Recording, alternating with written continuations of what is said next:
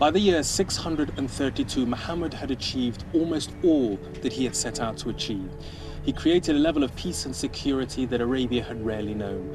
He laid out the foundations and the rules of Islam, and he created the foundations of a new Muslim community. But by this time, he was 60 years old, and his health was beginning to fail.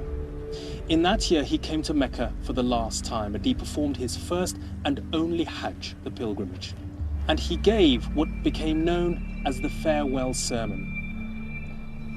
Sitting here on a camel in the plains of Arafat, he spoke to a vast crowd with strategically placed announcers relaying his words. It was a deeply emotional speech in which, in his own words, Muhammad summarized what he felt he and his followers had achieved.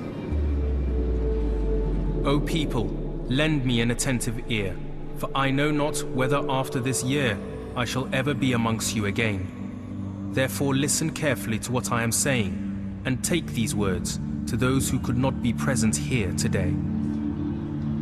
You see in the final sermon this heartfelt plea from the Prophet, warning the Muslims about certain things, advising them about certain things. You can see his worries for the future of the Muslims, and that these words are something that they should take note of, and they should hang on to, and they should be aware, because in here is a very, very important message for every Muslim. Do not therefore do injustice to yourselves. Remember, one day you will meet Allah and answer your deeds. So beware, do not astray from the path of righteousness after I am gone. Remember what God's earliest message was to Abraham, to Adam, to Moses, to Jesus, etc. And remember that the only real reality, the ultimate reality, is the one true God. And that God is the creator, sustainer, and judge of the universe. All mankind is from Adam and Eve. An Arab has no superiority over a non-Arab, nor a non-Arab has any superiority over an Arab. Also, a white has no superiority over black, nor a black has any superiority over white, except by piety and good action. He's saying all humans are one. God has called you from the tribalism of paganism and its pride in ancestors. But remember, all men come from Adam, and Adam came from dust. And then he quotes these words from the Quran, which really speak to our time. "O people," God says to humanity, "we have formed you from a male and a female, and have formed you into tribes and nations, so that you may get to know one another. Not so that you may fight or oppress or occupy or convert or terrorize, but so that you may get to know one another." All those who listen to me shall pass on my words to others, and those to others again. And may the last ones understand my words better than those who listen to me directly. Be my witness, O Allah, that I have conveyed your message to your people. And he asks them, "O people, O Muslims, have I fulfilled my mandate to you?" And they cry, "Nam." Yes, and it rings around. And he asks them 3 times, "Have I?" And each time they reply, "Nam." And I think it's a most moving moment. Well, that's his summation of his life. So he emphasizes all the principles that he's been teaching for the last 23 years. He says, for example, there's no difference between Arab and non-Arab. Look after your family. So it's kind of summation of his life. If you did nothing else, but simply read the last sermon, you will get the essence of the life of Muhammad. The Prophet's final sermon sets the agenda for modern, contemporary Muslim society. It shows where we've failed, and it shows where we have to try to get to. It sums up the transformative mission that was the life of the Prophet. After his farewell pilgrimage, Muhammad returned to his small house in Medina, exhausted. He had begun to have headaches and fainting fits. He tried to attend public prayers in the mosque, but he was more and more confined to his bed where Aisha nursed him. One day, he appeared to get better, and the news spread like wildfire around the oasis. But it was only a brief reprieve.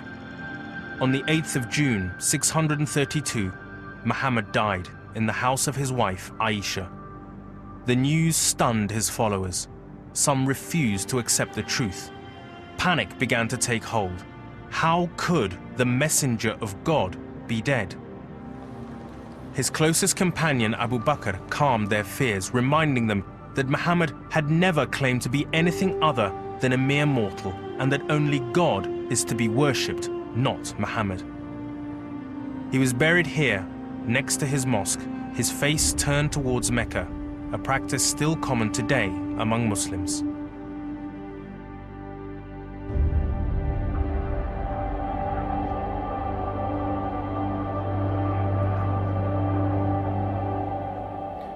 Within 100 years, Muhammad's message had spread across the world, as far as India and China in the east, and as far as North Africa and Spain and France in the west.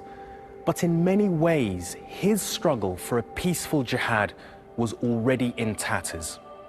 Within just a generation of Muhammad's death, his closest companions and family were already squabbling, breaking out into open and bloody warfare that led to the deep schism that still exists within the Muslim world today between Sunni and Shia.